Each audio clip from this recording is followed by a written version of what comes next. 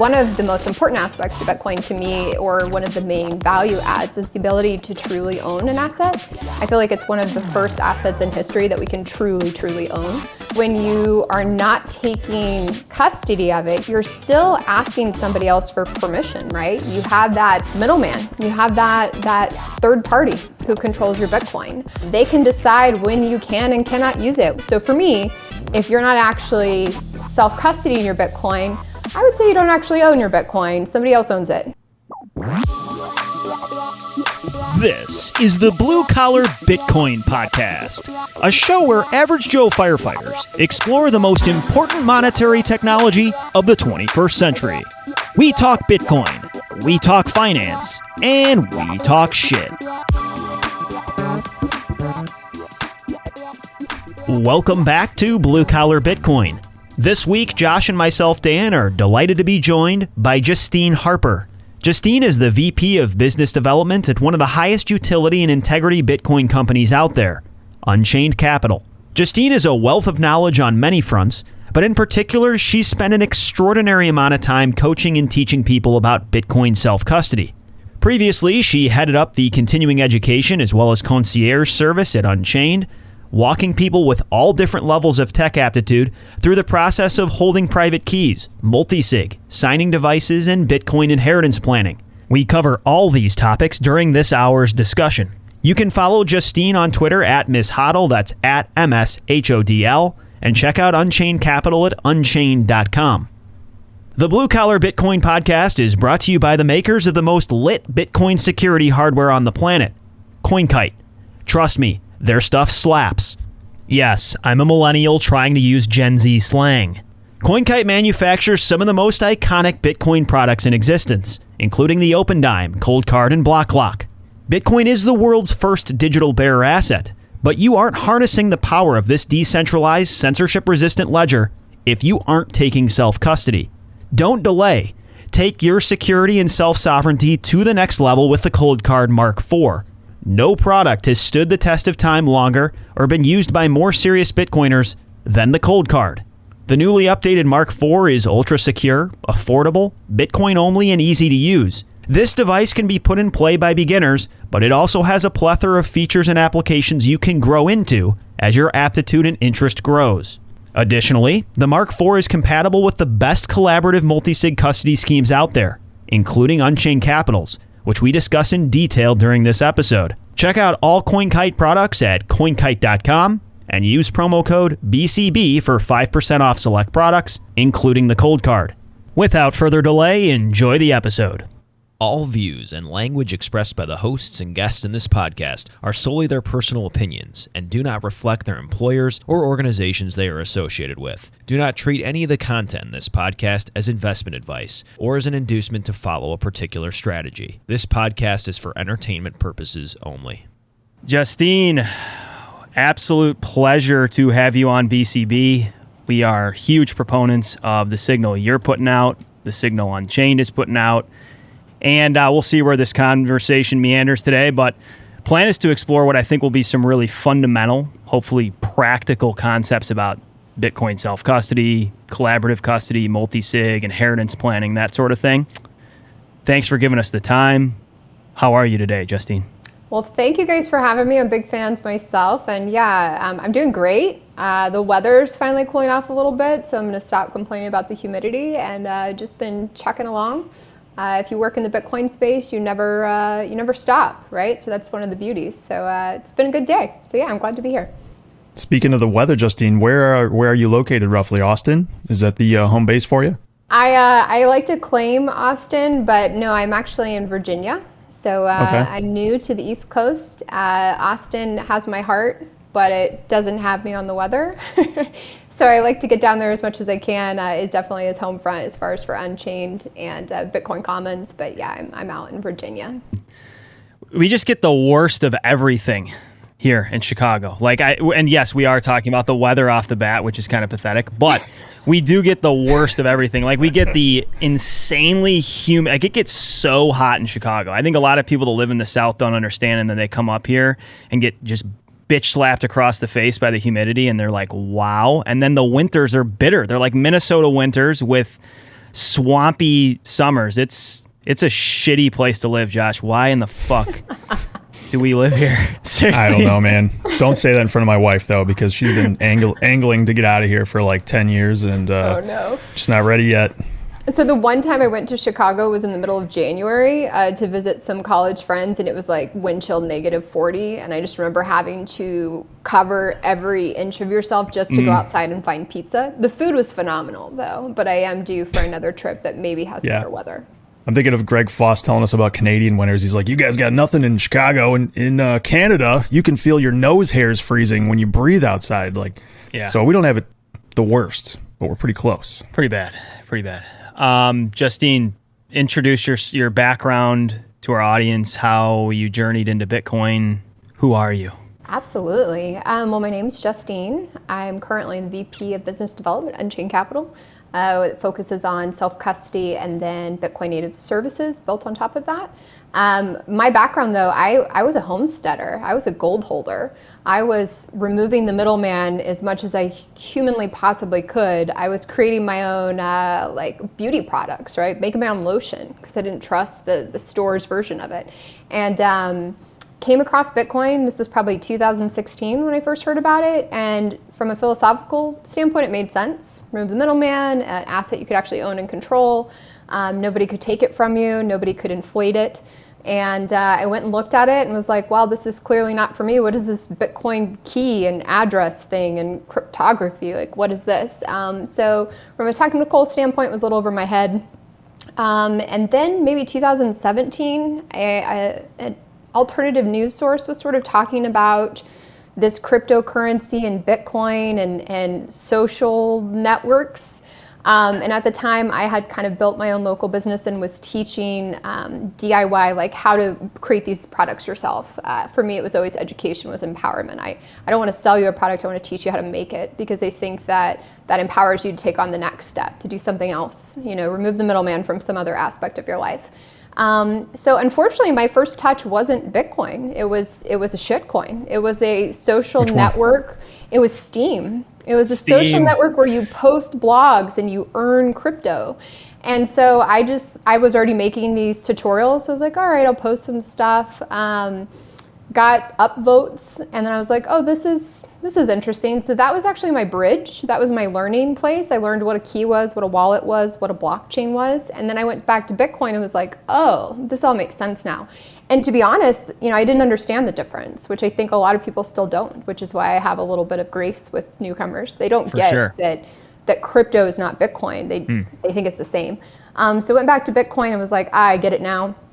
Jumped in. Took me a little bit of time to sort of realize the big difference. I didn't have my aha moment all in till probably late 2018, early 2019. And at that point, I was in. When we crashed in early 2020, I was like, what can I sell? Yeah. Anything that's not bolted down, your car, buy a smaller house. Yeah. So I'm glad it took me longer than I would have liked, which is probably why my focus on education is very much focused on newcomers to sort of solve the issue that I saw in the beginning or the issues I had personally. But yeah, that's the short version. But I come from a very much self-sovereign background from a young age. I said I was red-pilled in my teenage years. Nice. Yeah, we started selling shit at the firehouse. A bunch of all that stuff that went missing, guys and gals, that was us. Axes, Halligan bars, recliners, kitchen utensils. Yeah. Who needs that stuff, really? I mean, you don't need that. A lot of crackpot ideas about the firehouse and how we can incorporate that, like bringing a miner in and plugging it in somewhere in a closet, keeping it out of the way. Just anything we can do to gain an edge, Here's our most recent plan of attack, Justine. It sounds like we're going to get car chargers at the stations. They're going to, green energy initiative, if you will. Well, the thought now is, why don't we throw an S19 in a trunk and start mining that way at the firehouse? Just leave that thing there 365 days a year. Yeah, we're going to have to investigate the car fire that just happens to propagate in the parking lot by the electric charger. Nobody's going to figure out, why did this fire start in the trunk? Huh. Yeah. I love that idea. It's very creative. Okay, so here's where I want to start on the self-custody topic. Why don't we go high level? Because there are definitely people that are listening that are not self-custodying. They've probably heard it many times, but they haven't taken that step. Let's just start by explaining why it's so important. Why does this matter that people engage in this and start to understand what it's all about? Absolutely. Generally, before I explain why it's important, I kind of like to do a very high-level explanation of what self-custody is. The reason I say that is I feel like we talk about it a lot on Twitter, but there's still people who are like, what are you talking about? What is self-custody? So Bitcoin lives on the Bitcoin network. It never leaves. Nobody holds it for you. Rather, it lives, quote unquote, in an address, and whoever holds the keys to that address can move those funds. So if you have your Bitcoin on an exchange, they are holding the keys to that Bitcoin, and you actually are requesting or asking them permission to move those funds every time you go into your account and you log in and try to do a transaction. When you hold the keys to your Bitcoin, there's nothing in between. So you hold the private keys and you can interact directly with the Bitcoin network. You can even use a node and be completely self-sovereign in that way. So that is self-custody, is actually holding the keys that control your Bitcoin, and therefore you are in sole control. But why is it important? So one of the most important aspects to Bitcoin to me, or one of the main value adds, is the ability to truly own an asset. I feel like it's one of the first assets in history that we can truly own. And I say that as a previous gold holder. And I think that when you are not taking custody of it, you're still asking somebody else for permission, right? You have that middleman. You have that third party who controls your Bitcoin. They can decide when you can and cannot use it, whether that is just simply, hey, they're working on their servers so you can't access your account, or if they 6102 you. You know, like it could really be anything. They could freeze your account, somebody could log into your account, hack you, and move your funds. They're a single point of failure, and you're relying on them. So for me, if you're not actually self-custodying your Bitcoin, I would say you don't actually own your Bitcoin. Somebody else owns it, and you Absolutely. you have an IOU. I was going to say, bring it back to gold and like make this simpler for people to understand in the physical world. Like, you own gold, Brinks holds your gold. That's the equivalent of Coinbase, right? You want your gold back. Brinks says, well, no, we're not going to give it to you today. We'll give it to you next Tuesday, or they're just never going to give it to you. You don't have sovereign ownership of that gold because it's out of your hands. Whereas self-ownership would be the equivalent of, or self-sovereignty in Bitcoin would be having your own safe in your basement with your stack of gold in it, and you have access all the time, and you make that decision. That's the equivalent of a self-sovereign wallet versus Coinbase and Brinks. Absolutely. Not a bad thing necessarily, but you're adding another layer of risk into your stack. And the fact of the matter is, if you're not taking custody, somebody is, right? Yeah. We're Bitcoiners are constantly harping on the fact that this is the world's, first digital bearer asset, at least the first one that actually works. And you're not in any way, shape, or form taking advantage of the bearer nature of Bitcoin if you're not self-custodying Bitcoin. I think if I was like, for the person in the beginning that's kind of overwhelmed by this, which I'm excited to kind of prod into your experiences, because you've held more hands through this scary process than probably anyone else we know. But for the person that is freaked out, right, moving Bitcoin around, just start. Just experiment. There's really no excuse in my mind for the person that hasn't at least tinkered with this. Like this, even if it's not your entire stack, even if it's you graduate in, right, getting your feet wet with even $5 worth of this stuff is worth your time. It's the whole point of this project, right? If this isn't self-custodyable, what do we have here? Not much of anything. We lose most of the key properties of what this asset represents. Absolutely. And I think that a lot of people, it's sort of an all or nothing mentality, which scares people. So I'm a big believer that Bitcoin is a journey, and so is self-custody. And it's okay to take those steps, beginner steps. I mean, first step could be download a phone wallet, right? Download a phone wallet that you write down those seed phrases. My favorites are Moon, MUUN, Blue Wallet, and then also Green Wallet by Blockstream. Those were some of my first ones that I interacted with, was Green. But Moon and Blue are also really good. And write down those seed phrases, transfer some funds from your exchange to it. Now, don't transfer your whole stack. Take steps, write down those seed phrases, think about where you're going to store those seed phrases, wipe your wallet off of your phone and reload it with those seed phrases so that you know that you can recover it, and just start. You can't mess it up, right? If there's no funds in it, you can't mess it up. So just start. I totally agree with that. And I think sometimes I love Twitter. I love Bitcoin Twitter. I love the educational aspect, but I've run into a lot of individuals that have come to Unchained that feel like if they don't run their own node using cold card in a 5 of 7 multisig, then what's the point? And it's like, no, just start somewhere, and then, make a plan to take your next step. And the beautiful thing is, as you start to understand this thing from a much higher, perspective. You start to really realize what these seed phrases are, how Bitcoin works, what the underlying mechanisms below the surface start to become more obvious and more apparent. And you start to really understand now what the difference is between Bitcoin and gold, or Bitcoin and fiat, or Bitcoin and this slew of other cryptocurrencies that are mostly complete jokes. Like there really is, when you understand it on a more technical level, a massive difference between Bitcoin and everything else. Oh, yeah. And I think actually messing around with it allows you, like you said, to sort of understand it, to realize, oh, these addresses actually are derived from my private keys. And okay, those addresses, there's a lot of them, and it's not just one. And what is ad address reuse? And so you're able to sort of visualize the network in a way that maybe saying it's just magic internet money that moves across the world is not really, a great visualization, but to be able to sort of dissect it in that way really helped me understand it and feel more confident in it. As a gold holder and the self-sovereign, I was like, oh, cool, internet money, that's awesome, but who controls it? And how can I be sure that address is really there? How can I be sure that I'm just not being told something on my computer that's not actually factual? You just have these moments where you come to the conceptualization of, like, say, elliptic curve cryptography, and that sounds like a fancy phrase that most people don't understand, and honestly, I don't really either, but I do understand about it. Is it basically means that passphrase you have can make an almost infinite amount of public keys on a huge elliptic curve, and the odds of someone else making the same one are infinitesimally small. It's kind of mind-blowing, just all these little details about it you get to understand, and it just blows your mind over and over again as you move down the stack. Yeah. Justine, what are some... So we hinted at this a couple minutes ago. Like I know maybe your role's changed a little bit more recently. You can kind of fill us in on that, but I know you've spent an enormous amount of time on screen with people, in person with people, walking them through, for many of them, their first time ever moving Bitcoin off of Coinbase, ever working with a signing device.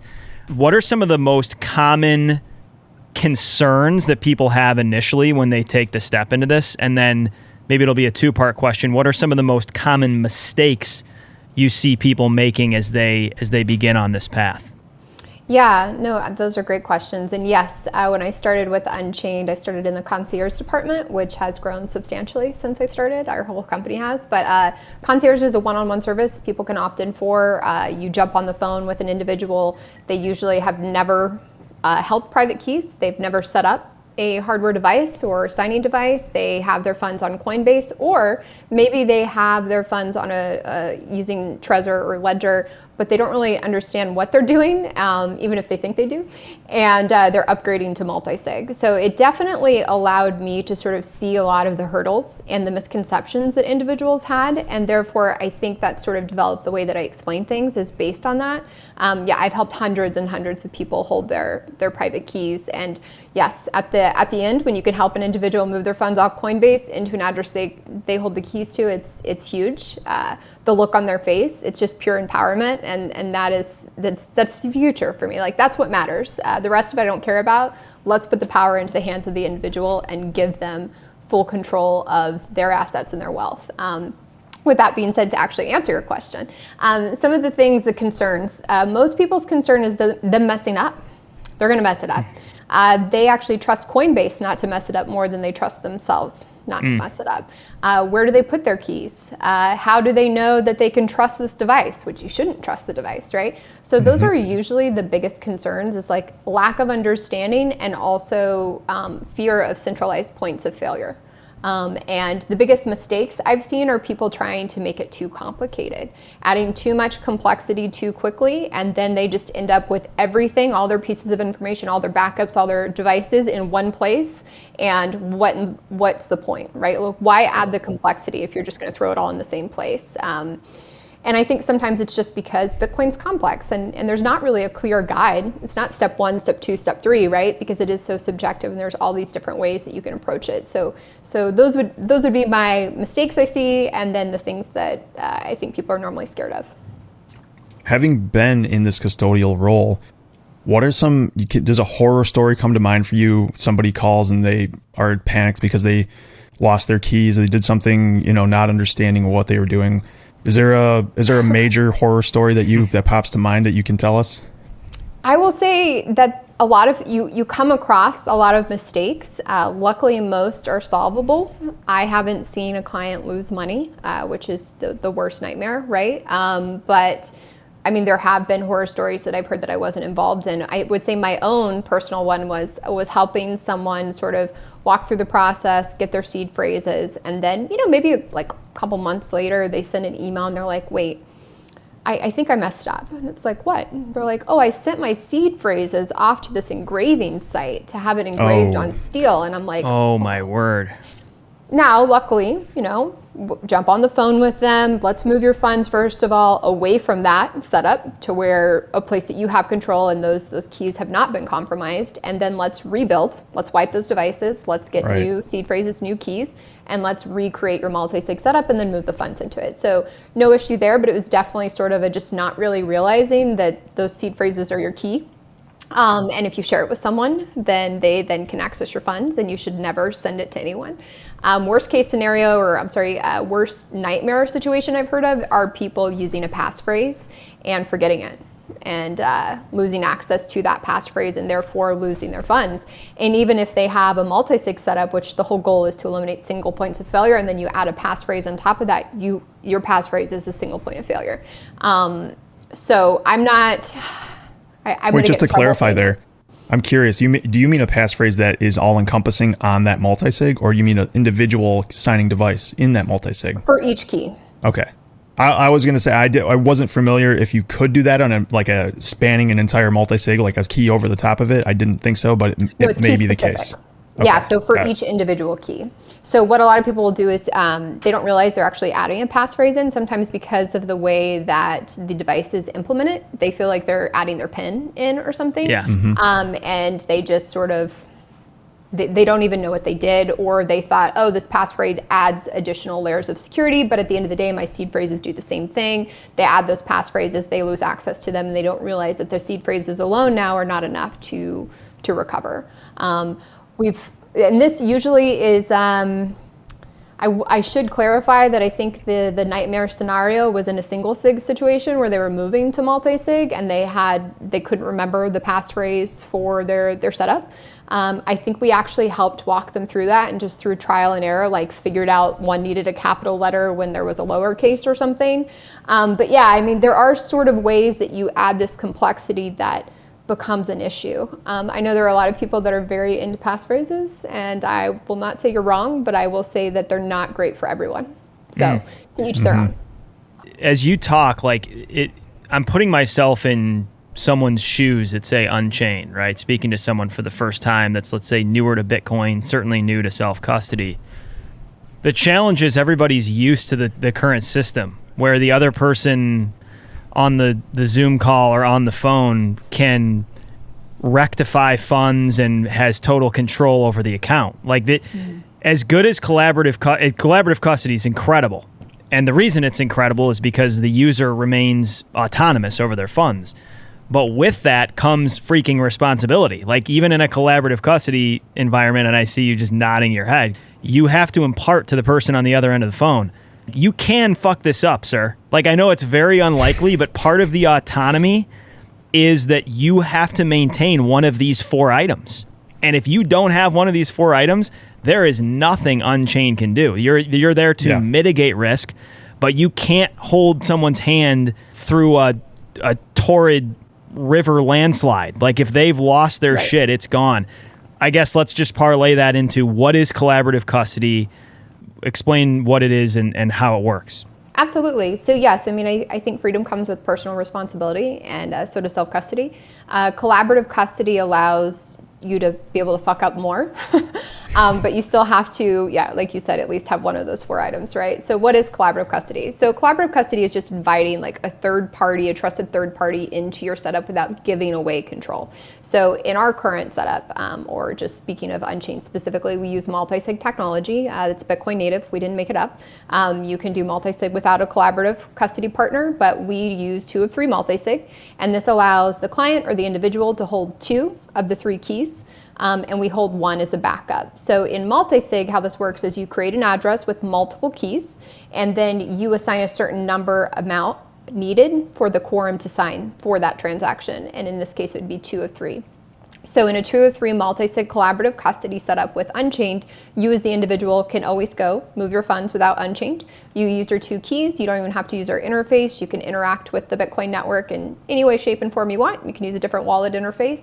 But hey, if you maybe have your keys geographically separated and you don't have easy access to one, but you want to do a transaction, Unchained can step in and sign with their backup. Or hey, if you lose something, right? You can lose up to 3 of the 4 pieces of information. When I say 4 pieces of information, you have 2 keys. That's represented as 2 signing devices and 2 backups or seed phrases for those. We believe in physical seed phrases. We don't think you should depend on a device that can malfunction. So that's 4 pieces of information you're securing. You can lose 3 of the 4. We can still help you. If you lose all 4, like the Bitcoin, you're fucked. You need 2 keys to sign. We only hold 1. So it leaves a lot of room for error. But it still does take personal responsibility for sure. Here's the way I think this through for someone that's like, okay, why? Like, why do I need somebody else to hold 1 for me? I think a lot of the benefit of this does just go to inheritance planning.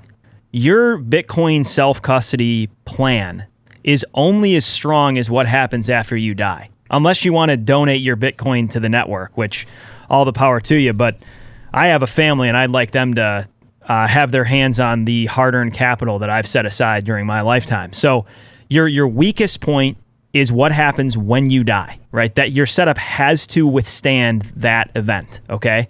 And the way I think this through is you can tell, it can be, hopefully, let's say your spouse understands it better than this, but it can be this simple. You can tell your spouse, there are 4 items in these locations. If I die and you find one of these items and call Unchained, we have access to our Bitcoin. That is a lot simple. And I'm not knocking multisig. Josh and I have set them up on our own nodes and we've done it all. They're really cool. For me to try to explain that to my wife is a whole nother ballgame.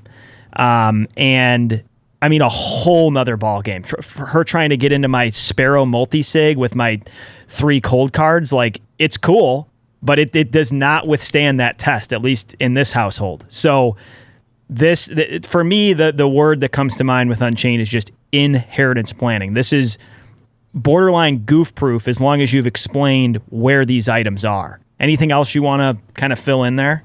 No, I think that's a perfect description. I think that inheritance planning is a big one. I think also it's just we as individuals are flawed, right? We mess up. Having a backup and having an individual who's a team of experts that can help you is extremely vital. It's a huge addition, right? Now, everything has trade-offs. You're involving somebody in your security setup, but you're not giving away custody. So for each person, that could look a little bit differently. I find that most people who, even from a privacy standpoint, want to stay away from collaborative custody, inheritance makes sense to them, because how can you teach your family members how to recover while also not making them a single point of failure while you're alive, right? If an individual knows where all your keys are, maybe they get a phishing email that says, hey, if you don't do this and this, you're going to lose your Bitcoin, and they don't know and they can't reach you, and they jump in and they're like, oh gosh, I got to save this, and they they make a mistake, or they don't realize the importance of it and they get rid of it, or they lose access to it, or they become an outside threat. And I hate to say that, most of our family members, I hope, are not outside threats, but just having somebody who could fully access your Bitcoin and move it while you're alive is it's a terrifying thing.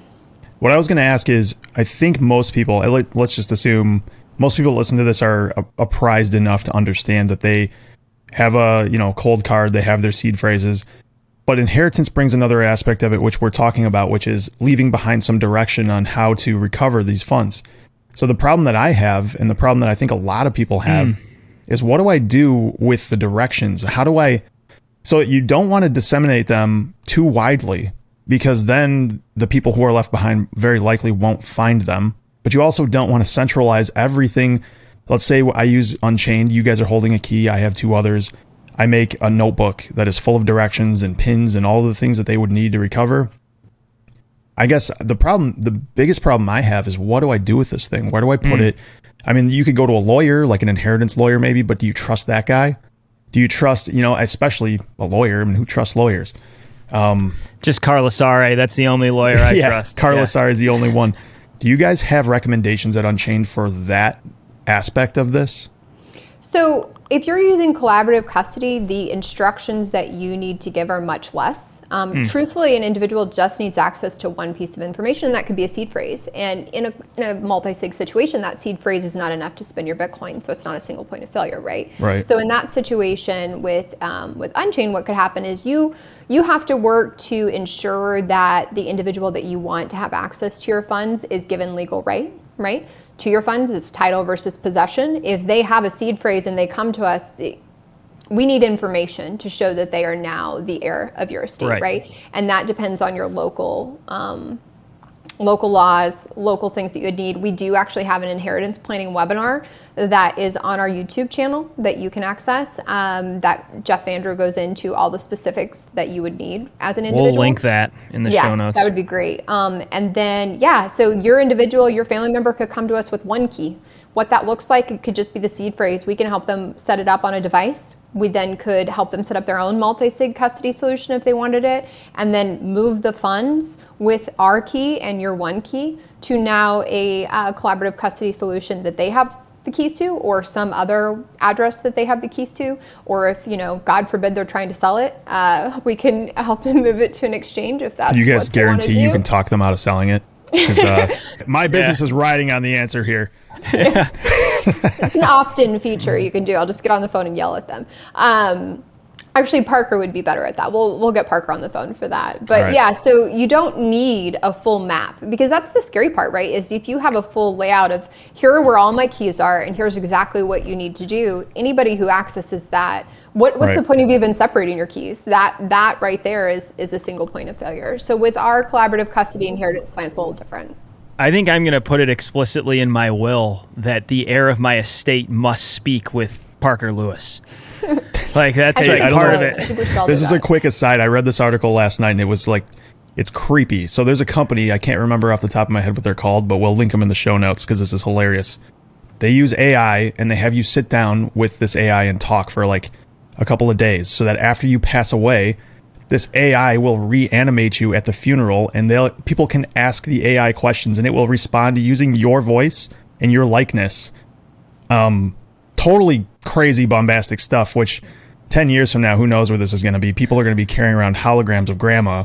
Yeah. But that hologram of me will be telling people not to sell this Bitcoin. I just wanted to be able to instigate into this thing like, here's the keys. Like, this is just Josh telling specific people how to recover his Bitcoin. And it's just like you telling them you're going to come back and haunt them if they dare to sell. Josh's dead avatar, don't sell your fucking Bitcoin. That's like all he can say, hello, in that sentence. That's it. Yep. So in that situation, that's sort of where we step in. People can create trusts. They can have trustees named. They can use their business accounts to do that. If you have an individual who you want to have, maybe you're teaching them about Bitcoin and you'd like to have them involved, our business accounts allow you to have multiple individuals involved as well, even though you're seen as the owner. So adding a collaborative custody partner for inheritance is a huge factor. I think that solves the problem with Bitcoin inheritance. Because as much as I love the idea of taking your seed phrases and cutting them up and separating them all over the world, thank you for your donation to the rest of us when you pass. Yeah, the biggest risk to your Bitcoin is yourself. Yes. That is very obvious, but it's worth repeating. That's how most people lose their Bitcoin, right? Is them making a mistake. It's not the $5 wrench attack, even though we should be aware of that and the way that the world is going. It's something I'm concerned about as far as just, having a target on your back. But the biggest way, the most obvious way, or the most frequent way, I can't talk today, is that an individual makes a mistake. And usually it's because they added too much complexity. Don't worry, Dan and I can never talk. We actually just edit this so heavily that we sound like we know what we're talking about. So That's brilliant. don't worry. Let's talk just to fill in $5 wrench attack for somebody that's newer. Basically, what we're saying there is the disadvantage to a single sig setup is that if, let's say, it's stored in your house, somebody walks through the door with a knife or a gun and says, "Give me your Bitcoin." Well, you can. I mean, it's there for them to take and for you to offer. Q multisig. That's the advantage of having a quorum of keys that are dispersed, so that even if someone walks through your front door, you literally can't give them your Bitcoin. Like, this is something that Josh and I communicate to people that we're coaching along in this process. You should evolve to a point where you are unable to deliver your Bitcoin if someone is in your house. Like that should be, I'm not saying you have to be there today, but you should try to work towards a setup, in my opinion, where if somebody walks through your front door and says, "Give me your Bitcoin," it is not possible for you to do that. That is the advantage of multisig. The disadvantage, as we've spent some time filling in, is complexity. This is where collaborative custody comes in. Let's steelman a little bit. 2 questions on this front. What happens if Unchained ceases to exist as a company? That's number one. And then what are some just honest disadvantages to a collaborative custody setup? Yeah, no, I think that's important. For me personally, I think honesty is key. And the reason I work for Unchained is because they are very clear about the trade-offs. I'm not a big fan of those who are not. So yeah, those are great questions. So what if Unchained is no longer here? And it could even be worse, something simpler than that. It could be, what if Unchained's offline? What if the servers are down? How do I access my Bitcoin? Well, the beauty of what we do is we've designed it where we are not a single point of failure for you either. We've created Caravan, which is a multisig collaborative tool. And you can actually use that completely separate. It's a completely separate interface from Unchained. You can build, even if you're not an Unchained client, you can build multisig setups in there and you can spend from them. You can also go to Sparrow, you can go to Electrum. So what we've done is we've created what we call an external recovery plan. And it's really just a PDF you download that when we walk you through that concierge process, where we walk you through all of the steps of what you need to do, we actually explain this to you as well. We help you download that, and then we have lots of educational tools to teach you how to use it. It's very simple. You upload the PDF into Caravan and you sign a transaction with your keys. So you don't need to have access to our interface, and we designed it in such a way that we don't want you to depend on us. So for sure, not an issue, and it's actually super easy to use. I've gone through some other companies' external recovery, and it's like, all right, set up your node and open up command line, and it's like, no. I've been there before. It's not fun. Never works out well for me.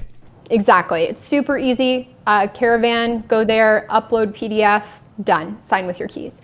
So we've made it very, very easy for individuals because, yeah, that complexity can kind of cause issues sometimes. Second question, what's the trade-offs? Privacy. When you include a collaborative custody partner or a trusted third party, you're giving up information. You're giving up your XPubs, which is sort of your master public key. That's where all of your other addresses are created from. So technically, if you give an XPub to a third party, any addresses created from that, they can see.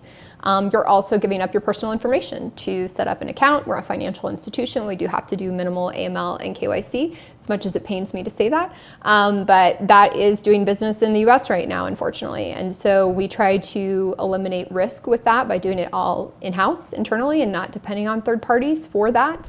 But that is the trade-off. It's privacy. Let's take a quick break and hear from our show sponsor. Today's show is sponsored by Ledn.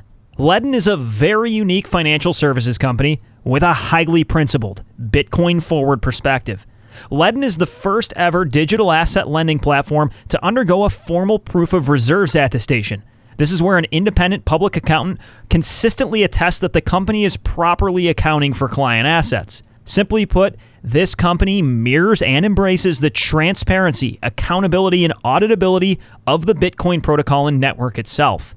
If you've listened to BCB much at all, you certainly notice that we advise our listeners to be careful, manage risk, and never get over-leveraged. Now, that does include ensuring that any borrowing and lending decisions make sound mathematical sense based on your lifestyle and specific situation.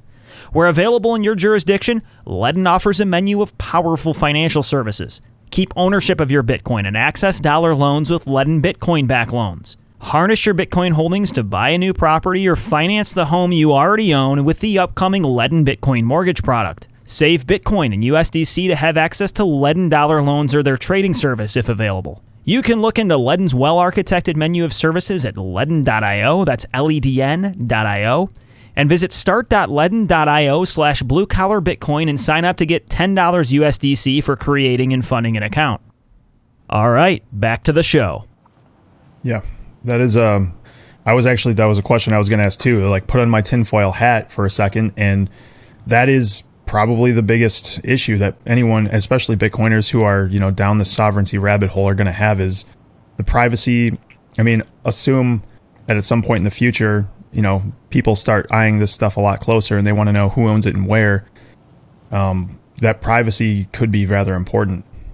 Well, and there are ways that you can, you can set up entities if you have an LLC, if you have a trust. So there are ways that you could dig in and not have your personal information attached to it. Obviously, that takes effort. You have to go through some steps, just like you can technically purchase a house not in your name, right? Same thing here, but you do have to jump through some hoops. So it's possible, but yeah, that is a trade-off, and it's not a trade-off that everyone wants to make, and I think that's totally fair. I think for a lot of people, though, it adds significant value, and it's either it's a trade-off they have to take, or their funds sit on Coinbase, or they never buy Bitcoin. Right. So I also think that it's also a trade-off akin to what we were talking about with, like, not overcomplicating something to the point for yourself that you lose it yourself, versus, you're going to give up some privacy, but you have a much more robust set of guidelines to follow to make sure that you don't make the ultimate fuck up. And I mean, it's better to get taxed on 40% or 25% or whatever it is your tax rate is than to lose 100%.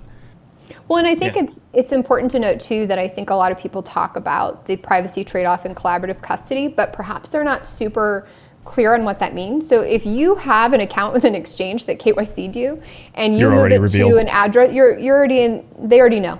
And unless you're doing privacy techniques between where you're sending it to and being very thorough, it's already attached to your name. So just not that means you shouldn't be concerned with privacy, but I think a lot of people think, oh, I bought it on Gemini and then I moved it to this address, the keys I control, so I'm in a better situation. And it's like, no, people, I think, don't realize how easy it is to reveal yourself after a coin join. Not that I've ever done anything like that, but it's very easy because you get these outputs, right?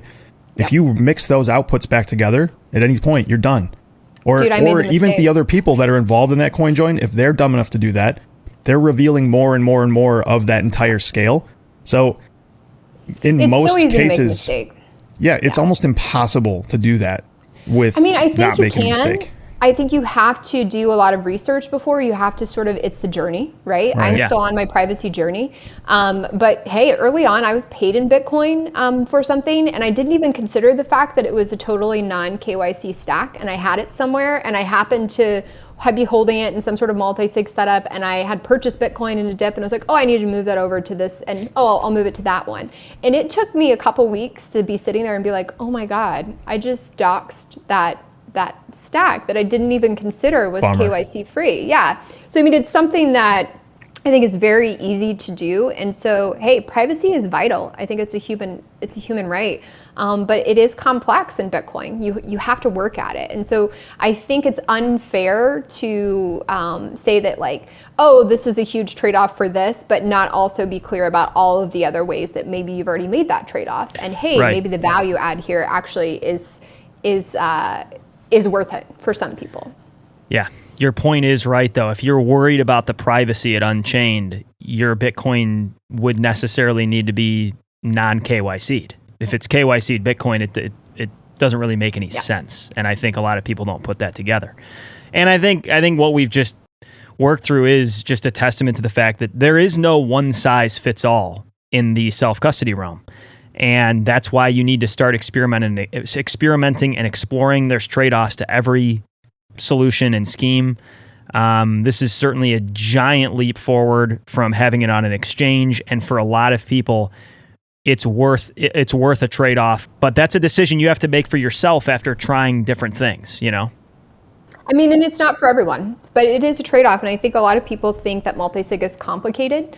I have to say that like I have helped so many people who go from either not owning Bitcoin. We saw a lot last year where they were like, Bitcoin makes sense. I'm going to transfer my whole retirement, my IRA to it. That's the first time they've held Bitcoin. It's the first time they've held their keys, and it makes it very easy for them. So for some people, multisig actually solves the problem that maybe single sig was overcomplicating for them.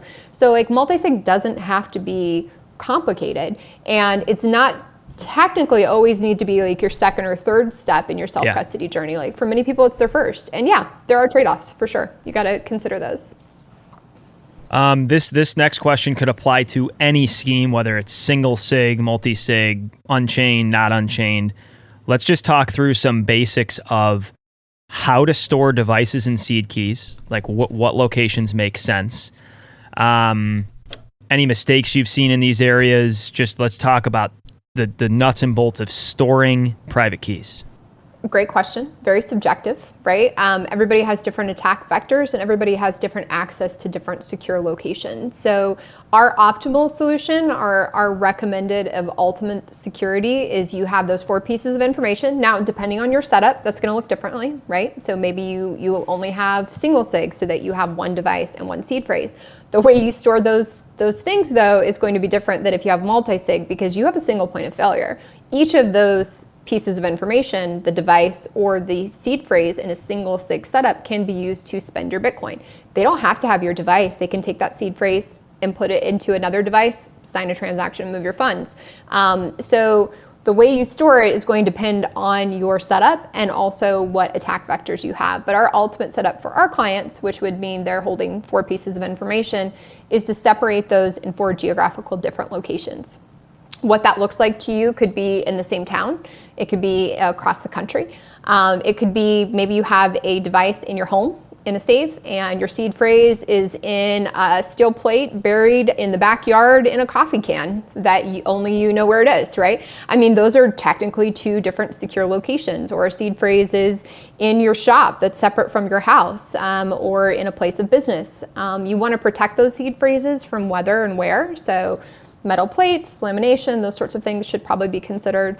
Devices, usually you want to have a little more closer to you because you're going to need to access them to spend.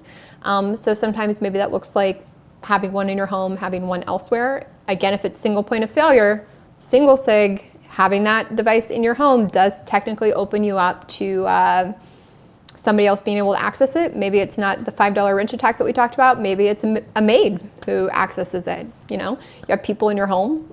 Sometimes that can be a single point of failure.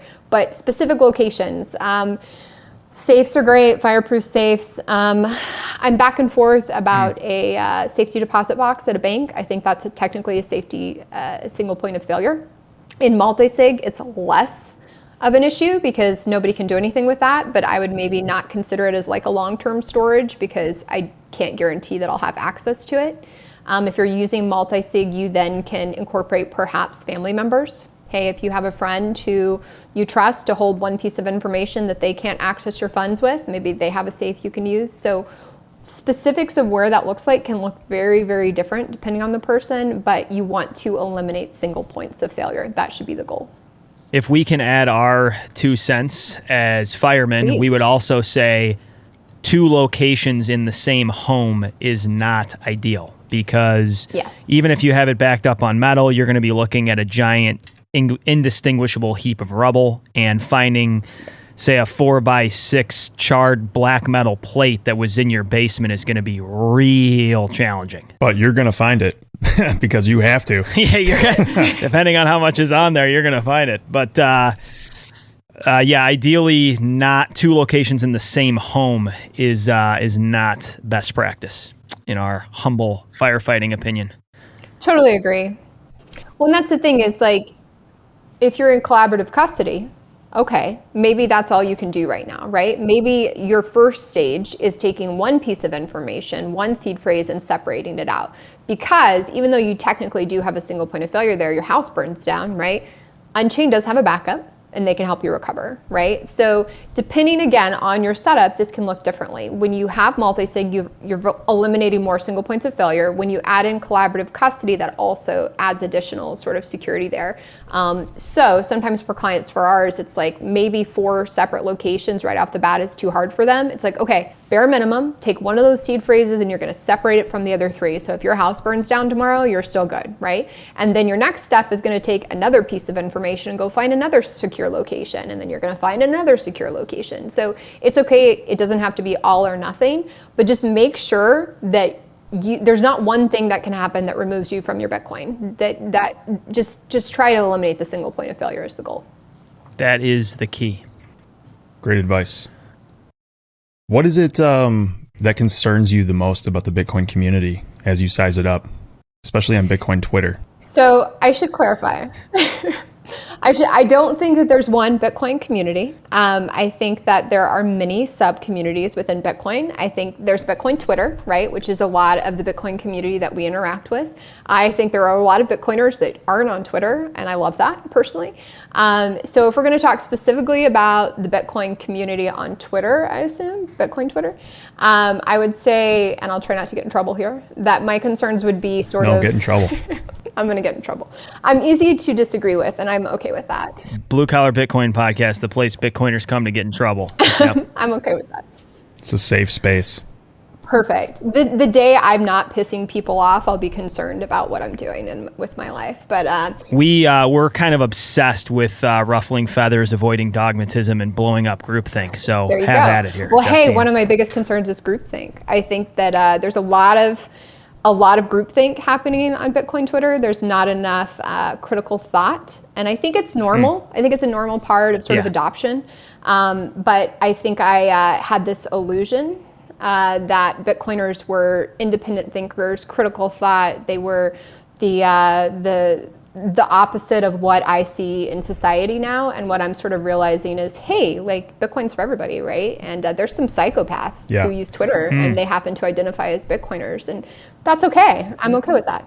There must be some kind of a Dunbar number you reach in a community of anything that just, attracts morons and assholes, eventually. Well, it's eternal September too, right? Like you get the masses in and then all of a sudden it's sort of like, oh, this is now the new ethos. So if I had to nitpick the Bitcoin Twitter community, I do think there's a lot of talking points. And I say that because there have been things that have come up and I'm very curious by nature. I don't think I'm a very technical person, but I am fascinated by the technology behind Bitcoin. So I dig in. I dig in deep and I want to understand. And so when somebody says a talking point, but then they, at the end of the day, like it's very clear they have no idea what they're talking about, I find that a little concerning.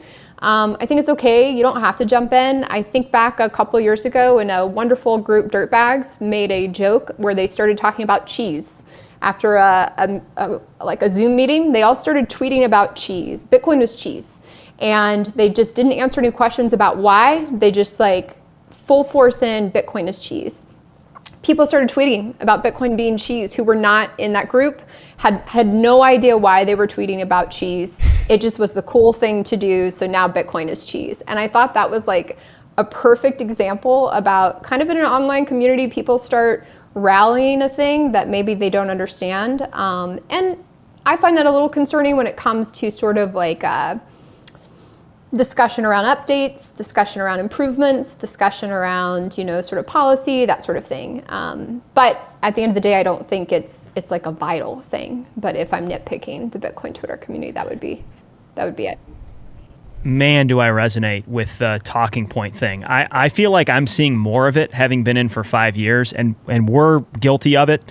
We're a couple bozos ourselves. We have very little figured out, which everybody in the audience needs to be keenly aware of. Josh and I have no fucking clue what we're talking about, and nobody does. This is the human condition. This is the intellectual journey. Your opinions need to change. You can't just regurgitate the first thing you heard that made sense. And as we're a little more macro focused here. Josh and I kind of have lifelong econ interests.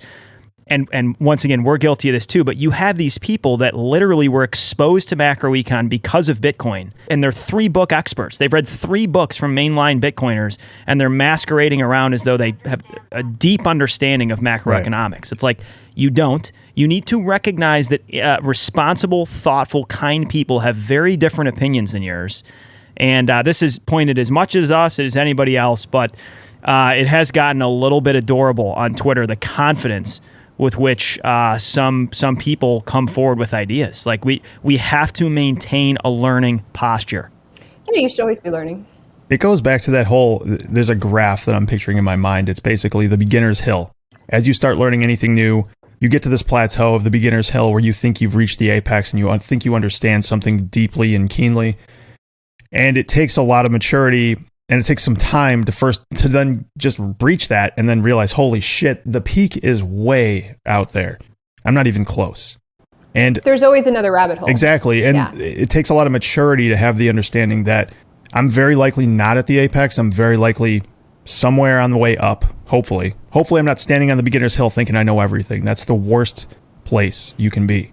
I know I've heard Matt Odell say it. I don't know if there's anybody, I'm sure it originated somewhere. It was just like, if you think you understand Bitcoin, you're lying to yourself, because like I appreciate the people who have been here for ages and have actually worked on the code, and they're like, yeah, no, I don't understand it, because at least they're honest, right? At least they're like, yeah, I understand these aspects of it, this little part, and that over there I don't understand, and I'm still learning. I think, you should never stop learning, and if you think that you understand it, you're fooling yourself. And if you're loudly proclaiming something that you believe is factual, you can't actually sort of question your own thoughts and beliefs, because that's how you ensure they're yours. If you're not questioning those things, then are they really your own beliefs? That's my thought. Yep. I love it. This is can't be said enough. We have to be open to dialogue, engaged with differing opinions, and constantly challenging the thesis too. Constantly be looking for holes in why this thing isn't going to work, because nothing's perfect, Bitcoin included. It's magnificent. It's quite possibly the most unbelievable thing I've ever dedicated my intellectual energy toward. But it is not perfect. It's got a lot of flaws, and it is not inevitable. Inevitable is just not a thing. It can be very, very likely, but inevitable is not the right word to use, in my opinion. Well, I think a lot of people consider that sort of comment as like, oh, well, you don't believe in Bitcoin. It's like, no, I have my full net worth in Bitcoin. I'm betting everything on Bitcoin. But I also think that the way that we ensure that it does become what I think it will be is by constantly questioning our own thoughts and ensuring that we're doing what's needed, right? Just because a flashy new protocol implementation suggestion comes in, a new BIP, right? Yeah. Doesn't mean that it's worth the trade-off. So let's actually dissect it. Let's look at the trade-offs. Let's look at the security trade-offs. And I think that's how you ensure that Bitcoin becomes what we all know it will be. Getting cocky and thinking it's done and it doesn't need anything other than Bitcoin Twitter, then I think you've lost the plot. I think you mentioned Matt Odell. His favorite catchphrase, stay humble, stack sats. You see that for the first time and you're just like, yeah, that's great. Everyone's doing that. But there's a lot of wisdom in that. You don't know what you're doing. Just shut the fuck up and keep buying a little bit at a time and you're going to be fine. Yeah. No, it's beautiful. And I should say that there's a lot about the Bitcoin community that really inspires me. I think I found lifelong friends and family members here, right? I mean, I've never come across a group that has more focus on low time preference, family, the future, right? I think in society right now, everybody's focused on the right now, and they're not thinking about the future. So to find a group of people that are, I'll take a few psychopaths along the way to get that. They're inevitable. We're going to end with this question. What are you most excited about in life that has nothing to do with Bitcoin? Oh, that's a good one. I have a lot. Honestly, I work in Bitcoin and spend a decent amount of time in the community, but it's not my whole world. I really enjoy photography. I'm getting back into it. I've been a little busy over the last few years. I do a lot of nature photography.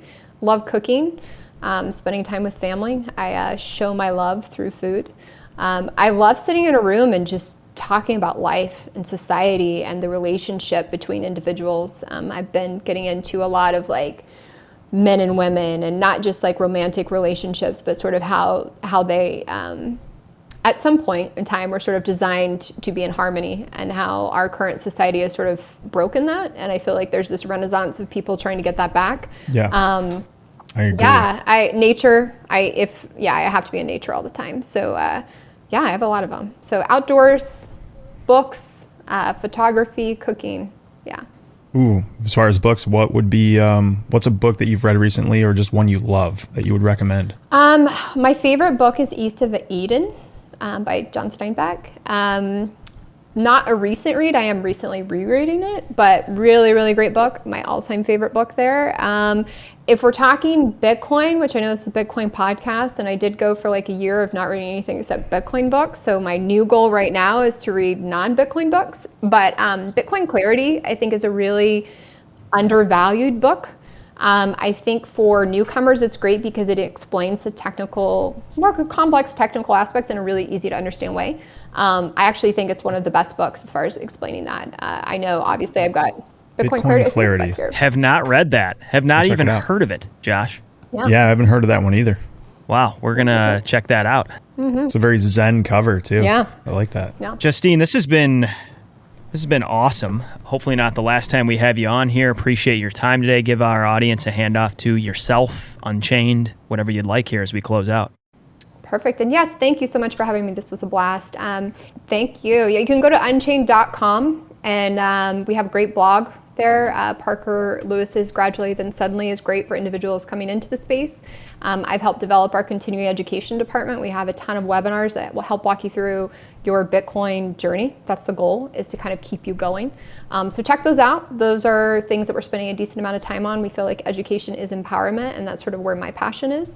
You can always hit me up at Justine@unchained.com if you have some questions or need me to connect you to someone on the team. Other than that, if you want some shit posting, I'm Miss Huddle on Twitter, but I don't put too much value in that over there.